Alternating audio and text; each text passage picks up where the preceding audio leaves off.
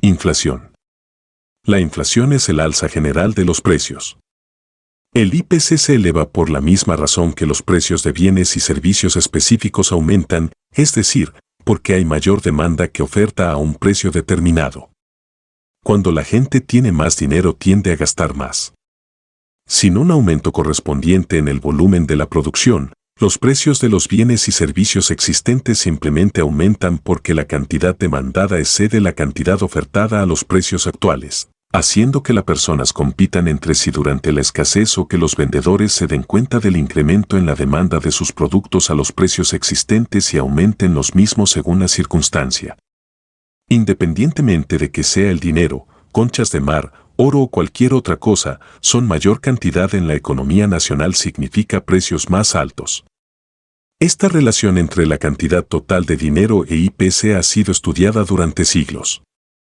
Cuando Alejandro Magno comenzó a gastar los tesoros que había saqueado a los persas, los precios en Grecia se elevaron.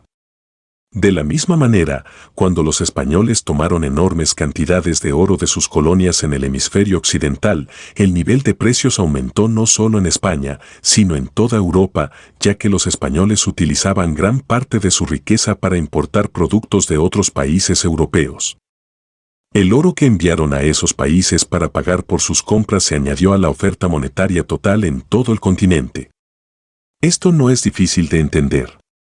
Las complicaciones y la confusión aparecen cuando comenzamos a pensar en cosas místicas y engañosas como el valor intrínseco del dinero o a pensar que el oro de alguna forma respalda nuestro dinero o que le da valor de alguna manera misteriosa. Durante gran parte de la historia, el oro fue utilizado como dinero en muchos países. En algunos casos de forma directa como monedas o, para compras grandes, en pepitas, lingotes u otras formas. Aún más prácticos para ser transportados de un lugar a otro fueron los pedazos de papel impresos por el gobierno que podían ser canjeados por oro a voluntad del portador. El papel moneda no solo era más práctico, sino que era más seguro que llevar grandes cantidades de dinero en metálico, que tintineaba en los bolsillos y llamaba la atención, lo que advertía a los criminales de su existencia. El gran problema con el dinero creado por el gobierno es que aquellos que están a su cargo se enfrentan siempre a la tentación de crear más dinero y gastarlo.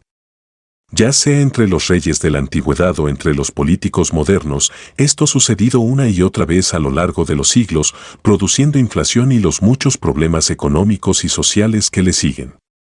Por esta razón, muchos países han preferido utilizar oro, plata o algún otro material cuya oferta sea naturalmente limitada, como dinero. Esta ha sido una forma de quitar a los gobiernos el poder de expandir la oferta monetaria a niveles inflacionarios. El oro siempre ha sido considerado ideal para este propósito, ya que la oferta de oro en el mundo, por lo general, no puede incrementarse rápidamente. Cuando el papel moneda es convertible a oro con el solo requerimiento del portador, entonces se dice que el dinero está respaldado por oro. Esta expresión resulta engañosa solo si pensamos que el valor del oro de alguna manera se transfiere al papel moneda, pero la realidad es que el oro simplemente limita la cantidad de papel moneda que se puede emitir. El dólar estadounidense era canjeable por oro tan solo con solicitarlo hasta 1933. Desde entonces, Estados Unidos ha tenido simplemente papel moneda, con una oferta limitada por el cálculo circunstancial de los políticos. Para darnos una idea de los efectos acumulativos de la inflación, un billete de $100 compraba menos en 1998 de lo que podía comprar un billete de $20 en la década de 1960.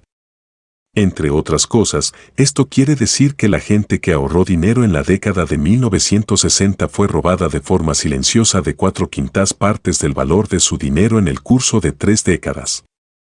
Por preocupante que sea la inflación en Estados Unidos, termina siendo insignificante en comparación a los niveles de inflación alcanzados por otros países. La inflación de 2 dígitos, en algún año en particular en Estados Unidos crea alarmas políticas, pero varios países en Sudamérica y Europa Oriental han tenido periodos donde la tasa anual de inflación era de 4 dígitos. Ya que el dinero es lo que sea que nosotros aceptemos como pago por bienes reales y servicios reales, existe una variedad de otras cosas que funcionan de manera muy similar al dinero oficial emitido por el gobierno. Las tarjetas de crédito, de débito y los cheques son ejemplos obvios. Simples promesas funcionan también como dinero y pueden ser utilizadas para adquirir bienes y servicios reales cuando la persona que hace las promesas es muy fiable. Los pagarés de comerciantes fiables suelen pasar de mano en mano como dinero.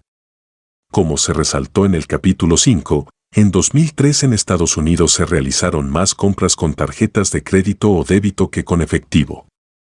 Esto quiere decir que la demanda agregada es creada no solo por el dinero emitido por el gobierno, sino también por créditos originados en una variedad de otras fuentes.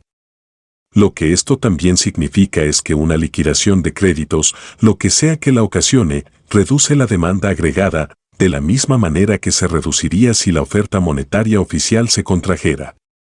Ciertos bancos solían emitir su propia moneda, que no tenía curso legal, pero era ampliamente aceptada como forma de pago cuando el banco en cuestión era considerado lo suficientemente confiable y dispuesto a canjear su moneda por oro.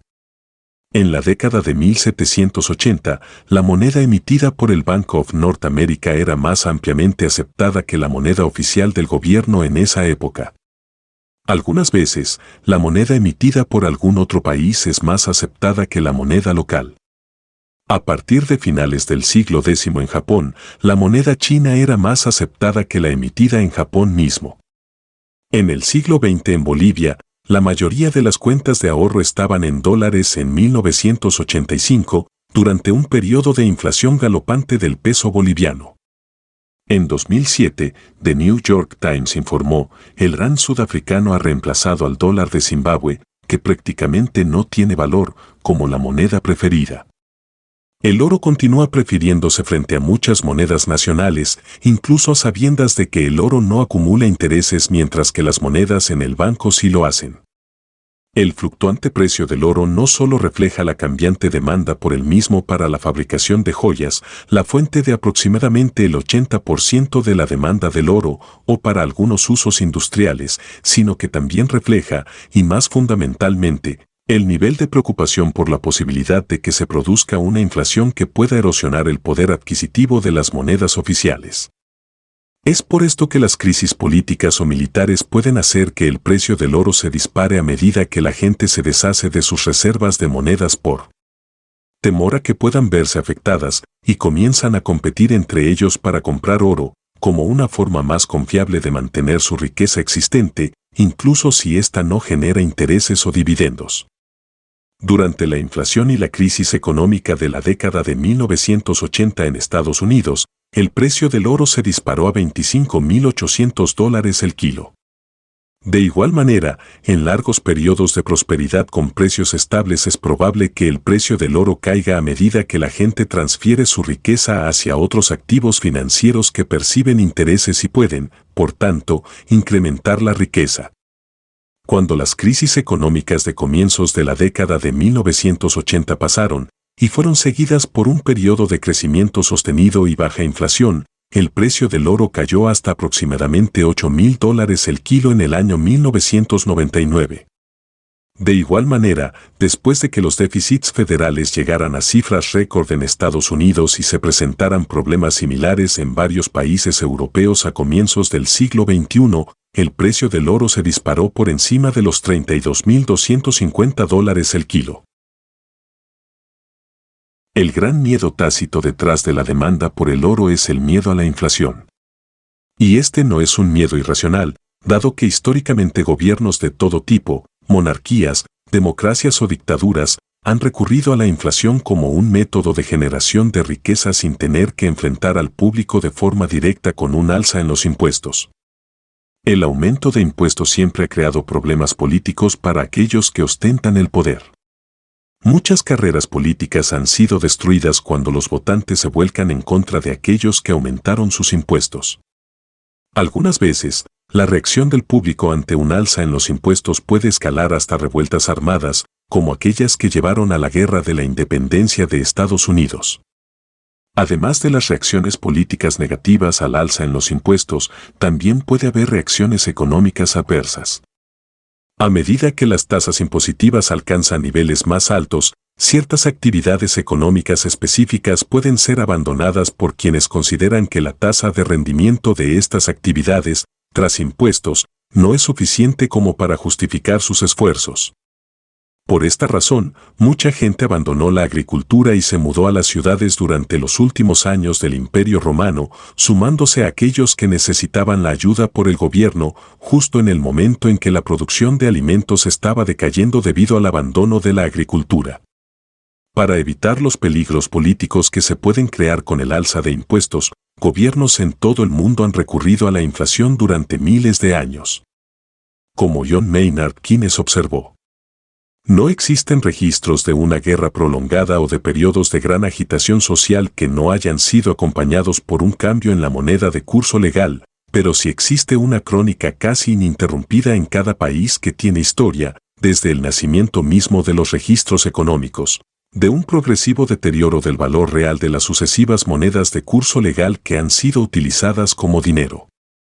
Si una gran guerra requiere la mitad de la producción nacional de un país, entonces, en lugar de aumentar la tasa impositiva sobre la renta de toda la población en un 50% para costearla, el gobierno puede optar por crear su propio dinero y gastarlo en comprar material para la guerra.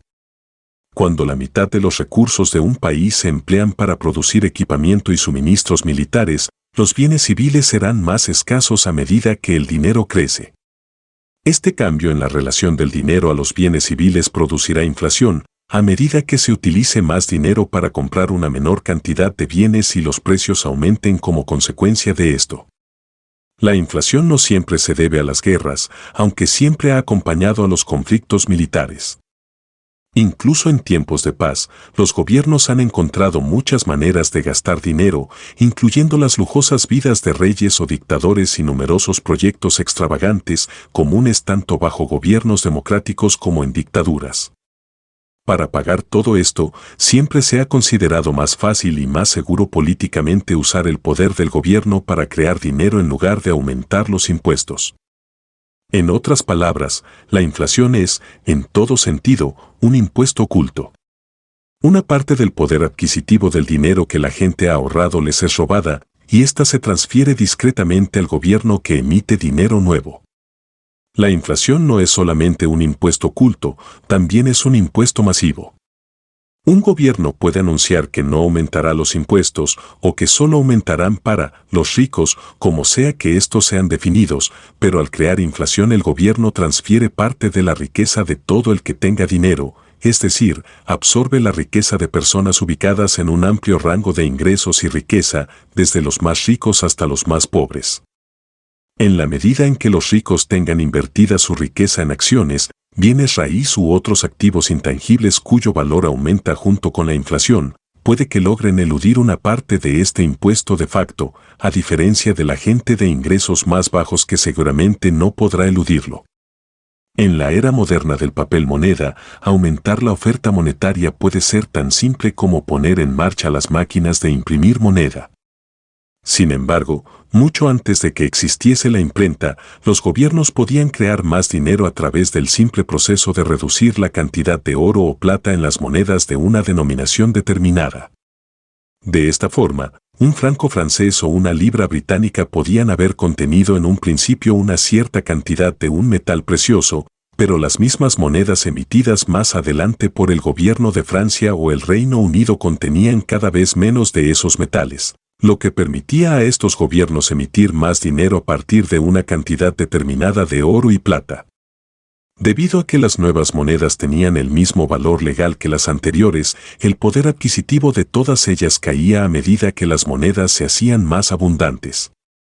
Otros métodos más sofisticados para aumentar la cantidad de dinero se han usado en países en los que el gobierno controla el Banco Central, pero el resultado final sigue siendo el mismo, un aumento en la cantidad de dinero, sin un aumento correspondiente en la cantidad de bienes reales ofertados, resulta en un alza en los precios, es decir, en inflación. De igual manera, cuando la producción aumentó en Gran Bretaña durante la Revolución Industrial en el siglo XIX, Los precios en el país cayeron porque su oferta monetaria no aumentó de manera correspondiente. Duplicar la oferta monetaria al mismo tiempo que la cantidad de bienes se mantiene constante puede llegar a elevar el nivel de precios en más del doble a medida que la velocidad en la que el dinero circula aumenta cuando la gente deja de confiar en que éste mantendrá su valor. Durante la drástica devaluación del rublo ruso en 1998, un corresponsal en Moscú informó que muchas personas están apresurándose a gastar sus rublos lo más rápidamente posible mientras la moneda aún tiene algún valor. Algo muy similar sucedió en Rusia durante la Primera Guerra Mundial y los años siguientes a la Revolución de 1917. Hacia 1921, la cantidad de moneda emitida por el gobierno ruso era cientos de veces mayor que la moneda en circulación en la víspera de la guerra en 1913 y los precios habían alcanzado niveles miles de veces más altos que en 1913. Cuando el dinero circula más rápido, el efecto sobre los precios es el mismo que si hubiese más dinero en circulación. Cuando ambas cosas suceden simultáneamente y a gran escala, el resultado es inflación galopante. Durante el último año de la Unión Soviética en 1991, el valor del rublo cayó a tales niveles que los rusos lo utilizaban como papel de empapelar y papel higiénico, dos bienes que eran escasos en ese momento. Tal vez el periodo inflacionario más famoso del siglo XX ocurrió en Alemania durante la década de 1920, cuando 40 marcos valían $1 en julio de 1920, pero en noviembre de 1923 se necesitaban 4.000 millones de marcos para cambiar $1. La gente se encontró con que los ahorros de toda su vida no eran suficientes para comprar un paquete de cigarrillos. El gobierno alemán, en efecto, les había robado prácticamente todas sus posesiones con el simple proceso de mantener en funcionamiento más de 1.700 imprentas día y noche, imprimiendo dinero. Muchos han echado la culpa a este periodo de caos económico y amarga desilusión de preparar el camino para la llegada de Adolf Hitler y los nazis. Durante este periodo de inflación galopante, Hitler acuñó la elocuente frase, multimillonarios hambrientos, ya que había alemanes con miles de millones de marcos a quienes no les alcanzaba para comprar comida. La tasa de inflación se mide, por lo general, a través de los cambios en el IPC. Al igual que otros índices, el IPC es solo una aproximación, ya que los precios de las diferentes cosas cambian de manera distinta. Por ejemplo, cuando en marzo de 2006 el IPC en Estados Unidos aumentó en un 3,4% en relación con los 12 meses anteriores, estos cambios variaron desde un aumento del 17,3% en energía a un 4,1% en cuidado de la salud e incluso un descenso del 1,2% en los precios de la ropa. Mientras que los efectos de la deflación son más obvios que los de la inflación, ya que menos dinero implica menos compras y por lo tanto menor producción de bienes nuevos, que resulta en una menor demanda de trabajadores, los efectos de la inflación también pueden llegar a paralizar una economía. La inflación galopante implica que los productores consideran que es peligroso producir cuando el precio al que pueden vender su producción puede no representar el mismo poder adquisitivo que el dinero que gastaron en producirla. Cuando la inflación en Sudamérica llegó a su punto máximo del 600% anual en 1990, la producción real en la zona cayó en términos absolutos ese mismo año. Más adelante, tras varios años consecutivos sin inflación, la producción real alcanzó un robusto ritmo de crecimiento del 6% anual.